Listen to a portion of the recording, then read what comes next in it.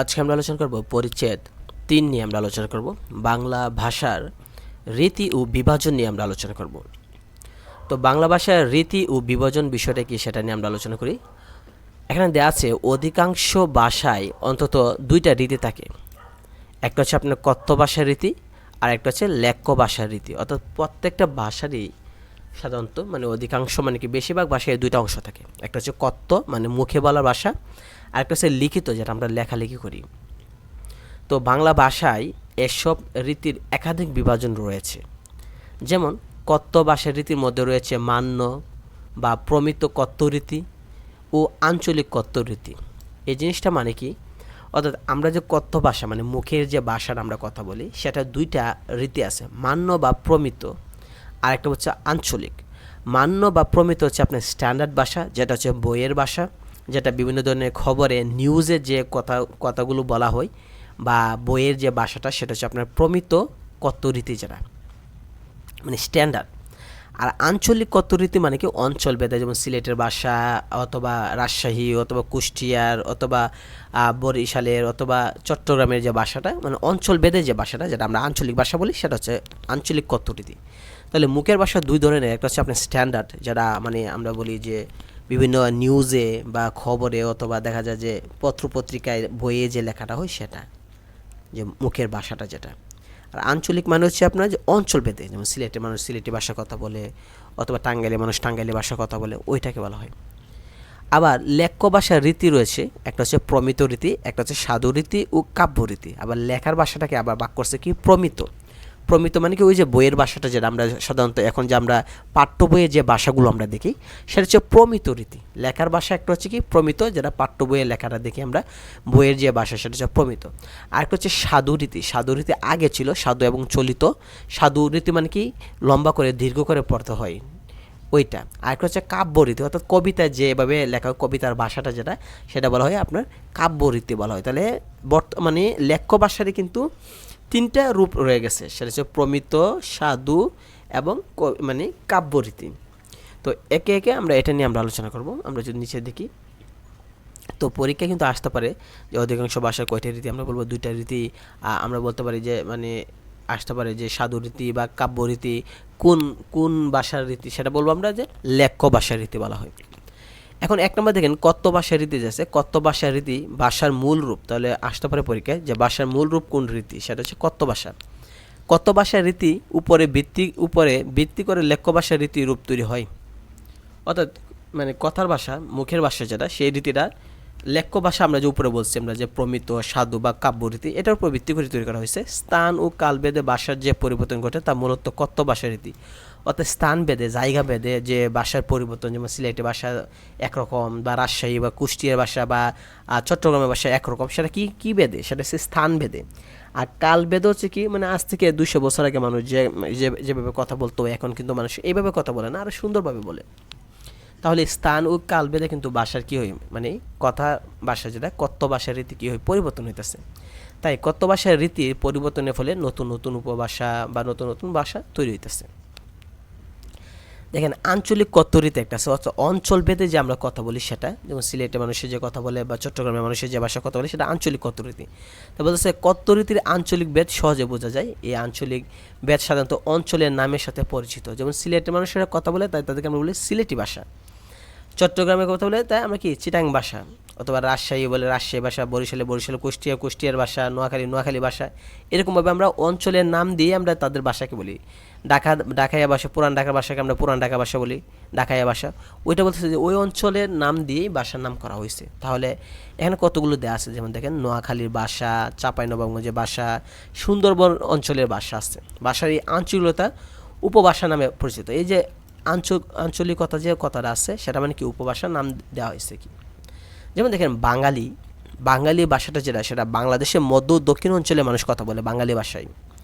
পূর্বী সেটা বাংলাদেশের পূর্ব অঞ্চল সাথে ত্রিপুরা, আসামের বরাক অঞ্চল পর্যন্ত এই অঞ্চলে মানুষেরা পূর্বী ভাষায় কথা বলে। বরেন্দ্রী সেটা হচ্ছে বাংলাদেশের উত্তর পশ্চিম অঞ্চলের মানুষগুলো বরেন্দ্রী ভাষায়। কামরূপী সেটা হচ্ছে আপনার বিহারের পূর্ব অঞ্চল, পশ্চিমবঙ্গের উত্তর অঞ্চল এবং বাংলাদেশের রংপুর অঞ্চলের মানুষ কামরূপী ভাষায় কথা বলে। রাঢ়ী ভাষা সাধারণত পশ্চিমবঙ্গের মানুষেরা বলে, ওই অঞ্চলে রাঢ়ী ভাষায় কথা বলা হয় এখনও। ঝাড়খণ্ডী সেটা হচ্ছে পশ্চিমবঙ্গের পশ্চিম অঞ্চল, আর ঝাড়খণ্ডের পূর্ব অঞ্চল এই ভাষায় কথা বলে। তো এখানে অনেক এমসিকিউ আছে যেগুলো পরীক্ষা আসতে পারে, যেমন পরীক্ষা আসতে পারে যে বাঙালি কোন অঞ্চলের ভাষা, তখন আমরা বলবো যে সেটা হচ্ছে মধ্য ও দক্ষিণ অঞ্চল। অথবা আসতে পারে যে রাঢ়ী কোন অঞ্চলের ভাষা, সেটা আমরা বলবো কি পশ্চিমবঙ্গ, পরীক্ষা আসতে পারে। অথবা বলতে পারে যে বরেন্দ্রী নিচের কোন অঞ্চলের মানুষেরা বরেন্দ্রী ভাষায় কথা বলে, আমরা বলবো যে বাংলাদেশের উত্তর পশ্চিম অঞ্চল তারা বরেন্দ্রী ভাষায় কথা বলে। তাহলে এই আঞ্চলিক কথ্যরীতি নামগুলো আমাদেরকে অবশ্যই মনে রাখতে হবে। তারপর আমরা যদি দেখি মান্য বা প্রমিত কথ্যরীতি। মান্য বা প্রমিত কথ্যরীতি হলো শিক্ষিত ও নাগরিক বাঙালি জনগোষ্ঠীর আনুষ্ঠানিক কথ্য ভাষা। প্রমিত মানে স্ট্যান্ডার্ড, যারা আমরা বলতেছি যে বিভিন্ন টিভিতে নিউজে যে মানুষ কথা বলে বা বিভিন্ন টক শোতে, সেটা হচ্ছে প্রমিত কথ্য, যেটা বলা হয় শিক্ষিত লোকেরা বলে, স্ট্যান্ডার্ড শুদ্ধ ভাষা যেটাকে আমরা বলি। নাগরিক মানে শহরের অঞ্চলে মানুষেরা এই ভাষা কথা বলে, যেমন ঢাকা শহরের মানুষেরা এই ভাষা কথা বলে, তাই তার আজকে বলতেছে আমরা যে শিক্ষিত অঞ্চলের মানুষেরা অথবা নাগরিক বাঙালি যারা অর্থাৎ শহরের অঞ্চলের মানুষেরা এই ভাষায় কথা বলে। তো বাংলাদেশ, পশ্চিমবঙ্গ, ত্রিপুরায় বেতার মানে রেডিও টেলিভিশনে যে অনুষ্ঠানে বক্তব্য দেওয়া হয়, সংবাদ উপস্থাপন করা হয়, সভা বা সেমিনারে যে আলোচনা করা হয় বা কবিতা আবৃত্তি করা হয়, এটার উপর ভিত্তি করে তো পরীক্ষা আসতে পারে যে সংবাদ উপস্থাপনা করা হয় কোন ভাষা, সেটা আমরা বলবো যে মান্য কথ্যরীতি অথবা প্রমিত কথ্যরীতি। অপশনে যেটা থাকবে সেটাই দেব।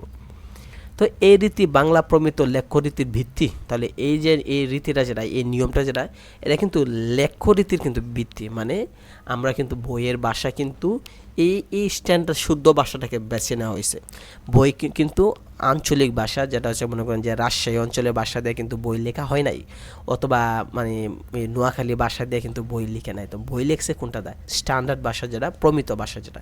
তাহলে আমরা বলতে এই যে প্রমিত ভাষাটা, এটা কিন্তু লেখ্যরীতির কিন্তু ভিত্তি। মানে এটার উপর ভিত্তি করে লেখালেখি করা হয়, সংবাদপত্র লেখা হয়, নিউজ লেখা হয়, বইয়ের ভাষা লেখা হয়। তবে বক্তার সামাজিক অঞ্চল, জীবিকা, শিক্ষা, সংস্কৃতি ভেদে মান্য বা প্রমিত কথ্যরীতিতে কম বেশি তফাৎ হতে পারে। মানে সামাজিক অবস্থান মানে কি এখানে বোঝাতে চাইতেছে যে আমরা অনেক সময় অনেক মানুষের শুদ্ধভাবে কথা বলে, ঠিক আছে, কিন্তু মাঝে মাঝে 2-3টা সেন্টেন্স দেখা যায় যে তার ওই অঞ্চলে মানুষের মতো কথা বলে ফেলে, জীবিকা বা শিক্ষা বা সংস্কৃতি ভেদে কথা বলে। যদিও সিলেটিরা শুদ্ধভাবে বাংলা ভাষা বলতে পারে, তারপর দেখা যায় যে 2-একটা শব্দে দেখা যায় যে তাদের সিলেটি শব্দ চলে আসে। তো ওইটাই বলতেছে যে বক্তার সামাজিক অবস্থান, জীবিকা, শিক্ষা, সংস্কৃতি ভেদে মাঝে মধ্যে কী হয়, কথ্যরীতিতে সামান্য কিছুটা একটু মানে পরিবর্তন দেখা যেতে পারে। যে সম্পূর্ণ যে 100% যে শুদ্ধভাবে কথা বলে বা সঠিকভাবে প্রমিত ভাষায় কথা বলে সেটা না। তাহলে এখান থেকে আমরা শিখতে পারি যে নাগরিক বাঙালিদের ভাষা কোনটা, প্রমিত। শিক্ষিত বাঙালিদের ভাষা কোনটা, প্রমিত। রেডিও টেলিভিশনে মানে কোন রীতিতে কথা বলা হয়, সেটা হচ্ছে প্রমিত রীতিতে। এগুলো পরীক্ষা আসতে পারে। এবার আসেন লেখ্য ভাষার রীতি। লিখিত ভাষা বাংলা ভাষার আদি নিদর্শন কিন্তু চর্যাপদ। চর্যাপদ হচ্ছে একটা বই যেখানে প্রায় 50 জন ব্যক্তি 50টা কবিতা লিখেছে, আর ওইটা চর্যাপদ বলা হয়। মতান্তরে কেউ বলে যে 51টা লিখেছে, মানে 51 জন কবি 51টা কবিতা লিখেছে, তবে 50 জনটাই বেশি গ্রহণযোগ্য করা হয়েছে। সেটা নেপালের রাজদরবার থেকে পাওয়া গেছে, ঠিক আছে। বাংলা ভাষা আদি নিদর্শন নাম চর্যাপদ, না চর্যাপদ, সেটা দেখেন। তাহলে পরীক্ষা আসতে পারে যে বাংলা ভাষার আদি নিদর্শন কোনটা, তাহলে আমরা বলবো কি চর্যাপদ। তো প্রায় 1000 বছর আগে লেখ্য বাংলা ভাষার কাব্য রীতিতে এটি ব্যবহার করা হয়েছে। তারপর ব্যবহারিক প্রয়োজনে ক্রমে লেখ্য গদ্য রীতির জন্ম হয়। 19 শতকের সূচনায় লেখ্য ভাষা রীতি হিসেবে সাধুরীতি প্রভাবশালী হয়ে ওঠে। তাহলে আমরা বলতে পারি যে কখন সাধুরীতি প্রভাবশালী হয়ে ওঠে, সেটা হচ্ছে 19 শতকে, ঠিক আছে। মানে 1800 শতক, সেটা 19 শতক বলতে গেলে 1901, 2, 3, 4 না। 19 শতক মানে হচ্ছে কি আপনার 1801 থেকে 1899, আর 1901 থেকে 1999 সাল বলা হয় 20 শতক, আর 2001 থেকে এখন যে চলতেছে এটা বলে 21 শতক বলা হয়। অর্থাৎ 1801 থেকে 1899 হলে 19 শতক বলতে হবে। এর ভিতরে 1801 থেকে 99 ভিতরে কোনো সাল যদি আমরা বলি সেটা হবে 19 শতক, আর 1901 থেকে 1999 সেটা 19 শতক না, সেটা হবে 20 শতক, মানে এক শতক আগায় বলবো। তো 20 শতক মানে 1901 থেকে সাধু রীতির পাশাপাশি চলিত রীতিও জনপ্রিয় হয়ে ওঠে। তো এখানে অনেকগুলো পরীক্ষা প্রশ্ন আসতে পারে, যেমন চলিত রীতি কখন থেকে জনপ্রিয় হয়, সেটা হচ্ছে 20 শতক থেকে। সাধু রীতি কখন থেকে হয়, 19 শতক থেকে। এগুলো আমরা বিভিন্ন পরীক্ষায় আসতে পারে। এমসিকিউ হিসেবে আমরা এগুলো ভালোভাবে শিখব। তো 20 শতকে দ্বিতীয় ভাগে চলিত রীতি প্রায় সর্বজনীন প্রমিত রীতির স্বীকৃতি লাভ করে। পরীক্ষা আসতে পারে যে চলিত রীতি সর্বজনীন প্রমিত রীতি হিসেবে স্বীকৃতি পায় কখন? তখন আমরা বলবো যে 20 শতকে দ্বিতীয় ভাগে। 20 শতকের দ্বিতীয় ভাগ মানে হচ্ছে আপনার 20 শতক মানে হচ্ছে আপনার 1901 থেকে 1999। এটাকে ভাগ করলে বা 1950-এর আগে হচ্ছে 1 থেকে 1950 হচ্ছে আপনার প্রথম ভাগ, আর 1951 থেকে 1999 হচ্ছে আপনার দ্বিতীয় ভাগ। তাহলে 1950-এর পর থেকে মানে এটা প্রমিত রীতিটা এটা স্বীকৃতি পায় সর্বজনীন। এখানে বলছে 20 শতকের দ্বিতীয় ভাগ। 20 শতক মানে হচ্ছে আপনার 1901 থেকে 1999। এই যে এই সালটা দেওয়া আছে 1999, এটাকে যদি 2 দ্বারা ভাগ করি তাহলে আমরা ধরে নিলাম যে 1901 থেকে 1950 এই অর্ধেকটা হচ্ছে প্রথম ভাগ, আর 1951 থেকে 1999 এটা হচ্ছে দ্বিতীয় ভাগ। ওইটা এখানে বলা হয়েছে। তারপরে দেখেন বর্তমানে বাংলাভাষীরা অন্তত আনুষ্ঠানিক ব্যবহারের ক্ষেত্রে প্রমিতটাকে প্রাধান্য দেওয়া হয়। তারপরে দেখেন সাহিত্যিক ভাষারীতি। সাহিত্যিক ভাষার বাক্যরূপ এবং অর্থ প্রায় সাধারণ ভাষারীতি থেকে আলাদা। কবিতায় ভাষায় এ পার্থক্য পরিমাণ খুবই বেশি। পরীক্ষা আসতে পারে কবিতা ভাষায় কোন পার্থক্যের পরিমাণ বেশি, সেটা হচ্ছে সাহিত্যিক ভাষারীতি। বাংলা কাব্যরীতি আবার 2 ভাগে ভাগ করছে, অর্থাৎ বাংলাদেশের যে কবিতাগুলো সেটা 2 ভাগে ভাগ করা হয়েছে। একটা হচ্ছে পদ্য কাব্যরীতি আর একটা হচ্ছে গদ্য কাব্যরীতি। দেখবেন একটা হচ্ছে ছন্দ, 1 লাইনের পরে 1 লাইন ছন্দ, 2 লাইন পরপর ছন্দ, 3 লাইন পরপর ছন্দ, একবার মিলাই লেখছে ছন্দ তালে তালে, সেটা বলে মানে পদ্য কাব্যরীতি। আর কতগুলো কবিতা দেখবেন যে যদি আমরা নবম দশম শ্রেণীর বই যে কবিতার অংশ যদি দেখি, পদ্য অংশ দেখি, দেখবেন কতগুলো কবিতা আছে যেগুলো কোনো ছন্দ নাই, শেষে কোনো মিল নাই, যেভাবে মনে চায় সেভাবেই কবিতার লাইন দেওয়া হয়েছে, কোনো ছন্দ বা সুর বা তাল নাই, ওইটাকে বলে গদ্য কাব্যরীতি। তাহলে দেখেন পদ্য কাব্যরীতিতে সাধারণত ছন্দ এবং মিল থাকে, ফলে ভাষা সাধারণত বাক্য গঠন থেকে আলাদা থাকে। পদ্য কাব্যরীতি বাংলা ভাষার সবচেয়ে পুরানো রীতি। পরীক্ষা আসতে পারে কোন রীতি বাংলা ভাষার সবচেয়ে পুরানো রীতি, সেটা হবে কি পদ্য কাব্যরীতি, কারণ সেটা আজ থেকে 1000 বছর আগ থেকেই এই ছন্দ মিলাইয়া মানে লেখা কবিতা লেখাটা চলে আসছে। বাংলা সাহিত্যে বহু অমর কাব্য এই রীতিতে লেখছে, এই পদ্য কাব্য রীতিতে লেখছে। আর পদ্য কাব্য রীতির পাশাপাশি একটা আছে গদ্য কাব্য রীতি আছে। এই গদ্য কাব্য রীতি যেটা, সেটা হচ্ছে বর্তমান সময়ে উপযোগী, সেটা হচ্ছে গঠন বিবেচনায় গদ্য কাব্য রীতি বাক্য সাধারণত বাক্যের চেয়ে আলাদা হয়, অর্থাৎ যেগুলো ছন্দ নাই, অমিত্রাক্ষর ছন্দ, কোনো মানে ছন্দ নাই, ব্ল্যাঙ্ক ভার্স বলা হয়। যা হোক, সংস্কৃত সাহিত্যিকটাকে সাহিত্যিক ভাষা রীতি যেটা, আমরা যদি এক কথায় উত্তর দিই, এই সাহিত্যিক ভাষা রীতি হচ্ছে 2 ভাগে ভাগ করছে। একটা হচ্ছে পদ্য কাব্যরীতি আর একটা হচ্ছে গদ্য। পদ্য মানে কি, যার তাল থাকবে, ছন্দ থাকবে, সুর থাকবে, মিল থাকবে, 1 লাইনের পরে 1 লাইন দেখবেন মিল আছে, শেষে দেখবেন লাইনগুলোতে মিল আছে, ছন্দ মানে সুর আসে। আর গদ্য মানে কোনো মিল নাই, জাস্ট 1 লাইনের সাথে আরেকটা এমনি এমনি লিখে দিয়ে দিচ্ছে, ওইটাই বলতেছে। তারপর আমরা আসি সাধুরীতি। সাধুরীতি হচ্ছে কি আপনার যে দাপ্তরিক কাজ, সাহিত্য রচনা, যোগাযোগ, জ্ঞান চর্চার প্রয়োজনে লেখ্য ভাষা বাংলা ভাষার সাধুরীতির জন্ম হয়েছিল। সেটা হচ্ছে এখন না, সেটা 19 শতকের দিকে মানে বেশি প্রচলিত ছিল। 19 শতকের শুরুর দিকে সাধুরীতির বিকাশ বেশি ঘটে, সেটা হচ্ছে কি আপনার রবীন্দ্রনাথের জন্মের আগ থেকে। রাজা রামমোহন রায়, ঈশ্বরচন্দ্র বিদ্যাসাগর, রবীন্দ্রনাথ ঠাকুর, মধুসূদন দত্ত, তারা কিন্তু এই সাধুটাকে বেশি ব্যবহার করছে। কাজী নজরুল ইসলামও ব্যবহার করছে বেশি। তাহলে 19 শতক কাকে বলে? 19 শতক আমরা বলছি 19 হলে এক শতক কমায় ফেলবেন। 19 শতক মানে কি 1801 থেকে 1899 এই শতকে শুরুর দিকে এটা বেশি চলছে। প্রায় 1.5 শতাব্দী ধরে, প্রায় 150 বছর, 150 বছর ধরে এটাকে বাংলা ভাষার লেখ্য ভাষা হিসেবে আদর্শ রীতি হিসেবে চালু ছিল। তাহলে পরীক্ষা আসতে পারে যে কোনটা আদর্শ রীতি হিসেবে চালু ছিল প্রায় 1.5 শতাব্দী, সেটা সাধুরীতি। পরীক্ষা আসতে পারে যে সাধুরীতির বিকাশ ঘটে কোন দিকে বা কোন সালে বা কখন, আমরা বলবো 19 শতকের শুরুর দিকে। তাহলে এগুলি এমসিকিউতে আসতে পারে। এখন বৈশিষ্ট্য আমরা দেখি, সাধুরীতির বৈশিষ্ট্য কি? সাধুরীতিতে ক্রিয়াপদ দীর্ঘ হয়। দীর্ঘ মানে কি সেটা আমরা বলতেছি যে সাধুরীতিতে ক্রিয়াপদ দীর্ঘ হয়, যেমন করা ক্রিয়ার উপর করিতেছে, মনে করেন আমি বললাম যে আমি কাজটা করতেছি। এখন এটা না বলে আমি লম্বা করে বললাম আমি কাজটা করিতেছি, তিনি কাজটা করিয়াছে, তিনি কাজটা করছে। এই কথা না বলে যেগুলো করিয়াছে, এটা বলে দীর্ঘ করা। যেমন করিতেছে, করিয়াছে, করিল। নর্মালি আমরা তো বলি করলো, এটা বললাম করিল। করিলে আমরা বলি করলে, করিলাম। করিতেছিল, করিয়াছিল, করিব, করিবে। এই যে লম্বা করে বলতেছি সেটা হচ্ছে সাধুরীতি ক্রিয়াপদ। ক্রিয়া মানে কি ভার্ব, এটা দীর্ঘ করে বলতেছি। করা না বলে লম্বা করে টেনে টেনে বলতেছি করিতেছে, করিয়াছে, এরকম। করিতেছে তো আমরা বলছি যে করতেছে বা করছে। এটা না বলে করিয়াছে, করিতেছে, এভাবে যে লম্বা করে বলতেছি সেটা বলে ক্রিয়াপদ দীর্ঘ বলা হয়। আর সাধুরীতিতে সর্বনামে হ বর্ণ যুক্ত করা হয়। সর্বনামে হ বর্ণ। যেমন নর্মালি আমরা বলি যে তারা কাজটা করলো, এখন তারা না বলে আমরা বলতেছি তাহারা। এই যে হ ব্যবহার করতেছি সর্বনামে। সর্বনাম কি নাউনের পরিবর্তে যা বসে তা হচ্ছে সর্বনাম। যেমন হি, সি, দে, এগুলো। তো এদের বাংলাতে হচ্ছে কি যে তিনি, সে, তারা, এগুলো। তাহলে ওই যে সর্বনামে হ বর্ণ যুক্ত করা হইতেছে। সর্বনাম কি নামের পরিবর্তে, যেমন হি, সি, ইট, আই, উই, এগুলো। তাহলে এগুলো বাংলা কি আমি, আমরা, তোমরা, তুমি, সে, তিনি, এইটা বলতেছি। ওইখানে হ বর্ণ যুক্ত করা হয়েছে। যেমন ইহাদের, যাহা, তাহা, কেহ, এগুলো।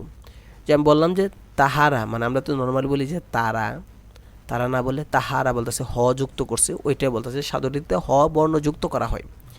আর সাধুরীতিতে তৎসম শব্দ, তৎসম মানে কি সংস্কৃত শব্দ সবচেয়ে বেশি থাকে, মানে এবং সাধিত শব্দের প্রাধান্য থাকে বেশি। তাহলে সাধুরীতিতে কিন্তু সংস্কৃত শব্দ, সাধিত শব্দের ব্যবহার বেশি থাকে, বেশিরভাগ সংস্কৃত শব্দ ব্যবহার করা হয়। তো এখানে একটা সাহিত্যের সাধুরীতির উদাহরণ একটা দিছি। মহাসমুদ্রে শত উৎসরের কল্লোল কেহ যদি এমন করিয়া বাঁধিয়া রাখিতে পারিত যে সে ঘুমাইয়া পড়া শিশুটির মতো চুপ করিয়া থাকিত, তবে সেই নীরব মহাশব্দের সহিত এই লাইব্রেরির তুলনা হইত। এখানে ভাষা চুপ করিয়া আছে, প্রবাহ স্থির হইয়া আছে, মানবাত্মার অমর আলোক কালো অক্ষরে শৃঙ্খলে কাগজের কারাগারে বাধা পড়িয়া আছে। ইহারা সহসা যদি বিদ্রোহী হইয়া উঠে, নিস্তব্ধতা ভাঙ্গিয়া ফেলে, অক্ষরের বেড়া দগ্ধ করিয়া একেবারে বাহির হইয়া আসে। হিমালয়ের মাথার উপরের কঠিন বরফের মধ্যে যেমন কত কত বন্যা বাঁধা আছে, তেমনি এই লাইব্রেরির মধ্যে মানব হৃদয়ের বন্যাকে বাঁধিয়া রাখিছে। ওইটা রবীন্দ্রনাথ ঠাকুর বলছে 19 শতকের দিকে। ওই এরকমভাবে তিনি কবিতা লিখেছেন বা গল্প লিখেছেন বা গদ্য লিখেছেন সেটা। অর্থাৎ সাধুরীতিতে তিনি একটা লেখা লিখছেন, ওইটাকে দিল। এখন আমরা দাপ্তরিক কাজে সাধুরীতির উদাহরণ এখানে নিচে দেওয়া আছে, ওইটা ওইভাবে দেওয়া আছে। কী দেওয়া আছে? আমরা দৃঢ়ভাবে ঘোষণা করিতেছি যে আমরা যাহাতে স্বাধীন সত্তা সমৃদ্ধি লাভ করিতে পারি এবং মানবজাতির প্রগতিশীল আশা আকাঙ্ক্ষা সহিত সংগতি রক্ষা করিয়া আন্তর্জাতিক শান্তি ও সহযোগিতার ক্ষেত্রে পূর্ণ ভূমিকা পালন করতে পারি, সেই জন্য বাংলাদেশের জনগণের অভিপ্রায়ের অভিব্যক্তিস্বরূপ এই সংবিধানের প্রাধান্য অক্ষুণ্ণ রাখা এবং ইহার রক্ষণ, সমর্থন ও নিরাপত্তা বিধান আমাদের পবিত্র কর্তব্য। এটা হচ্ছে বাংলাদেশের সংবিধানে। তাহলে দেখেন এখানে সাহিত্যে ব্যবহার করছে সাধুরীতি এক নিয়মে, আর দাপ্তরিক মানে অফিস আদালতে ব্যবহার করছে এই নিয়মে। এটা পরীক্ষা আসতো না, তো আমরা এখানে দিছে বোঝার জন্য। তো আমরা উপরে যেটা বলছি যে সাধুরীতির বৈশিষ্ট্য শিখব, সেটা হচ্ছে কি ক্রিয়াপদ দীর্ঘ হবে, হ বর্ণ সর্বনামে যুক্ত হবে, তৎসম আর সাধিত শব্দ বেশি হবে, সেটাই আমরা দেখব। তারপর প্রমিত রীতি দেওয়া আছে। প্রমিত মানে স্ট্যান্ডার্ড, যেটা বলতেছি যে শিক্ষিত মানুষের ভাষায় খবরে নিউজে যে বলা হয় যে কথা, সেটা বলা হয় প্রমিত রীতি। 20 শতকের সূচনায় কলকাতার শিক্ষিত লোকের কথ্য ভাষাকে লেখ্যরীতির আদর্শ হিসেবে চালু করার চেষ্টা হয়। অর্থাৎ কলকাতা বিশ্ববিদ্যালয়ে যখন শিক্ষিত হয়েছিল মানুষেরা, বাঙালিরা যখন পড়ালেখা করে শিক্ষিত হয়েছিল, তখন তারা সুন্দরভাবে কথা বলতো। এটাকে বলা হয় প্রমিত রীতি। ওইটাকে আদর্শ হিসেবে তারা তখন চালু করছে, প্রচার করছে। এটি তখন চলিত রীতি নামে পরিচিত লাভ করছিল তখন। তাহলে পরীক্ষা আসতে পারে যে কলকাতার শিক্ষিত লোকের কোন ভাষাটাকে মানে আদর্শ ভাষা হিসেবে চালু করছিল, সেটা হচ্ছে কি প্রমিত রীতি। তখন সেটা নাম ছিল কিন্তু চলিত রীতি নাম ছিল। আর এখন চলিত রীতিটাকে আমরা নাম দিছি কি প্রমিত রীতি। প্রমিত মানে স্ট্যান্ডার্ড। এই রীতিতে এখানে বলতেছে যে এই রীতিতে ক্রিয়া, সর্বনাম, অনুসর্গ ইত্যাদি রস্য হয়। রস্য মানে লম্বা করা হয় না, যে আমরা উপরে বলছিলাম যে সাধু রীতিতে তারা না বলে বলতেছে তাহারা, করিতেছে না বলে বলতেছে করিতেছে, এরকম লম্বা করে বলতেছে যে এখানে চলিত ভাষাতে ক্রিয়াপদ বা সর্বনাম বা অনুসর্গ এইভাবে লম্বা করে বলবো না, রস্য করে মানে ছোটো করে বলবো। আর তৎসম মানে কি সংস্কৃত শব্দের ব্যবহার কম হবে। তো পরীক্ষা আসতে পারে যে সর্বনাম রস্য হয় কোন রীতিতে, সেটা হচ্ছে গিয়ে প্রমিত রীতিতে। পরীক্ষা আসতে পারে যে ক্রিয়াপদ রস্য হয় কোন রীতিতে, আমরা বলবো প্রমিত। অথবা বলতে পারি যে তৎসম শব্দের ব্যবহার কম কোনটাত, সেটা বলবো চলিত অথবা প্রমিত। অপশনে যদি চলিত থাকে চলিত বলবো, আর চলিত না থাকে যদি প্রমিত থাকে তাহলে প্রমিত বলবো। মনে রাখতে হবে আগে আমরা এটাকে নাম দিয়েছিলাম চলিত, আর বর্তমানে সরকার বা বর্তমানে আমরা বাংলা সাহিত্যে এটা নাম দিছে কি প্রমিত দিছে। তো যা চলিত তাই প্রমিত, অপশনে যে কোনো একটা থাকবে। তো আমরা যদি খেয়াল করে দেখি যে প্রথম দিকে চলিত রীতিতে শুধু সাহিত্য রচিত হতো, অর্থাৎ প্রথম দিকে এই যে চলিত ভাষা আমরা এখন যে স্ট্যান্ডার্ড কথা বলতেছি সেই কথাটা শুধু সাহিত্যে ছিল, বিভিন্ন ধরনের গল্প কবিতা ছিল। দাপ্তরিক কাজ ও বিদ্যা চর্চা তখন কিন্তু সাধু ছিল, অর্থাৎ তখন কিন্তু অফিস আদালতে বা বিদ্যালয়ে যে বইগুলোতে তখনও সাধু ছিল প্রথম দিকে। মানে কি 1901 সালের দিকে কথা বলতেছি আমরা, 1901 থেকে 1910, 20, 30 এরকম সালগুলোতে।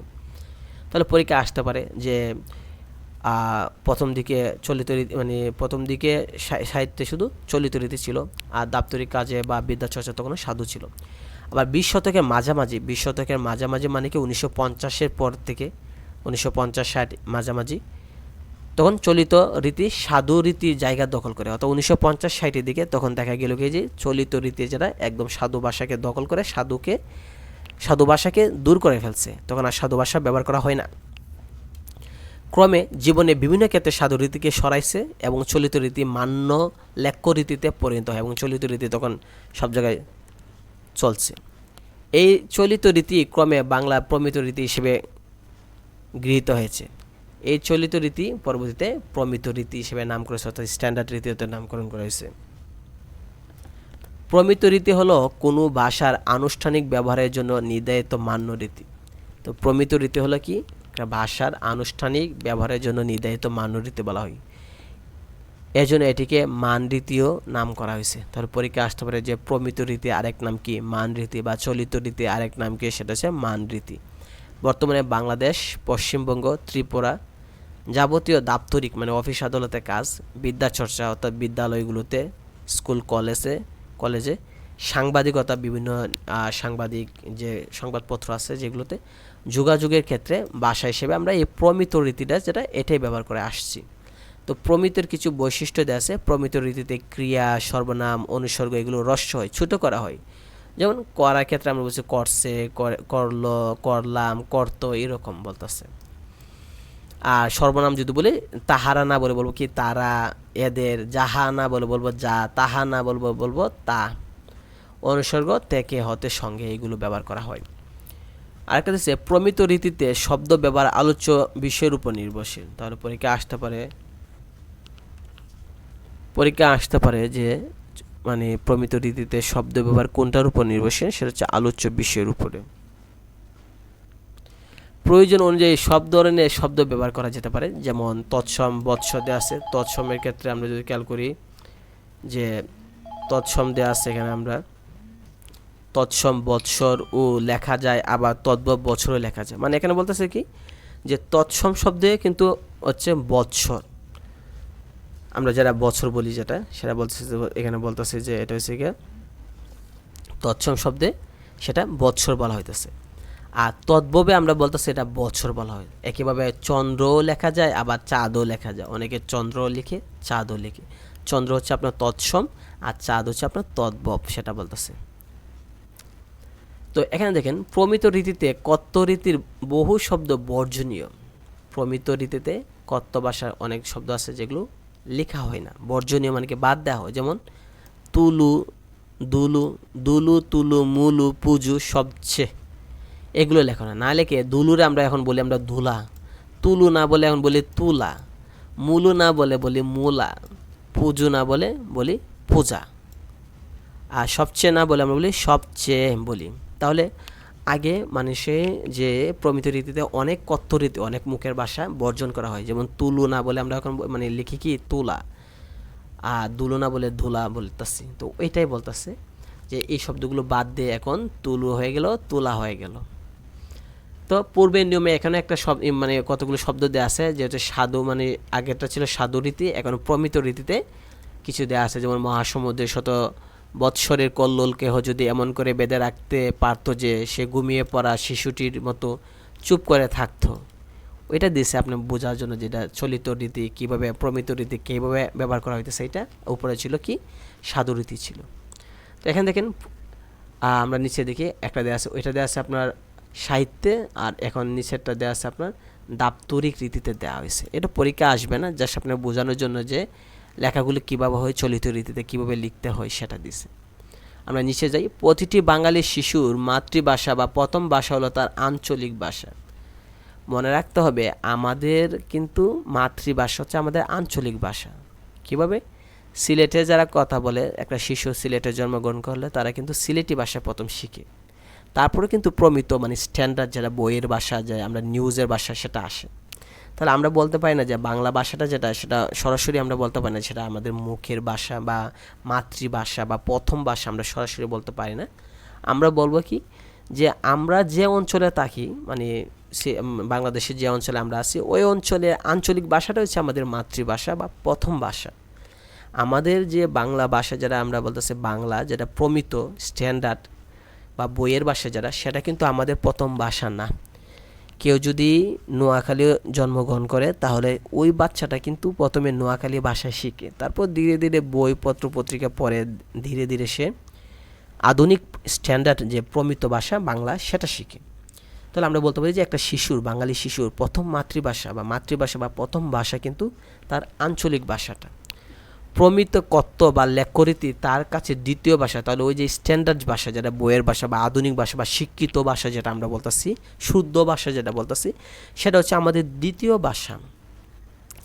শিক্ষা কার্যক্রম যেহেতু প্রমিত রীতি অনুসরণ করে, মানে বইপত্র যেগুলো বিদ্যালয় বা কলেজ, স্কুল কলেজ বা ইউনিভার্সিটিতে যেহেতু স্ট্যান্ডার্ড রীতি মানে প্রমিত রীতি অনুসরণ করে, আর পাঠ্যপুস্তকের বইও কিন্তু প্রমিত রীতিতেই শেখার প্রধান উপায়। তাহলে দেখা গেল যদিও একটা শিশু প্রথমে আঞ্চলিক ভাষায় কথা শিখে, ওই অঞ্চলের ভাষায় কথা শিখে, কিন্তু যখন সে স্কুলে যায় তখন দেখে যে শুদ্ধ ভাষা বইপত্রে লেখালেখি আছে, তখন সে ধীরে ধীরে ওই শুদ্ধ ভাষা যেটা প্রমিত ভাষা সেটা ধীরে ধীরে সে শিখতেছে। তাহলে পরীক্ষা আসতে পারে যে একটা শিশুর প্রথম ভাষা কোনটা, সেটা হচ্ছে আঞ্চলিক ভাষা, মাতৃভাষা কোনটা আঞ্চলিক ভাষা, আর লেখ্য প্রমিত বা প্রমিত কথ্য সেটা একটা শিশুর কাছে কততম ভাষা, সেটা হচ্ছে দ্বিতীয় ভাষা। অথবা বলতে পারে যে আমাদের যে শিক্ষা কার্যক্রমে কোন রীতি অনুসরণ করা হয় সেটা বলবো প্রমিত রীতি, অথবা বলবো যে বিদ্যালয়ের পাঠ্যপুস্তক কোন রীতিতে লেখা হয়েছে সেটা বলবো প্রমিত রীতিতে লেখা হয়েছে, ওইটা এখানে দেওয়া আছে। তো এখানে কিন্তু অনেকগুলো আছে যেগুলো আমরা শিখবো। নিচে অনুশীলনী প্রশ্ন দেওয়া আছে, এগুলো আমরা দেখব, এগুলো বিভিন্ন পরীক্ষা আসবে। পরবর্তীতে আমরা পরিচ্ছেদ 4 বাকযন্ত্র যেটা, সেটা নিয়ে আমরা আলোচনা করব।